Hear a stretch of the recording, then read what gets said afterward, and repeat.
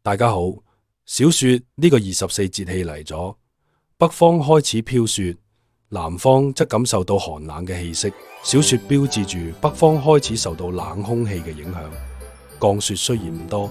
但係預示住氣溫嘅逐漸下降。隨住寒氣逼近，我哋應該把陽氣潛藏，讓人體嘅生理活動隨住環境變化而調整。呢個時候保暖變得尤其重要，以免寒邪侵襲，導致氣血凝結，從而出現疼痛等不適症狀。喺民間呢個時期有唔少進補嘅習俗，認為係抵禦冬季寒冷嘅最佳時機，但要特別注意，盲目進補或過量食用溫燥補品，反而會適得其反。同時，我哋應該少吃生冷寒涼嘅食物，適當選擇一啲高熱量嘅食品，但亦都要保持營養均衡，避免過於燥熱。總之，小雪不僅係季節嘅轉變，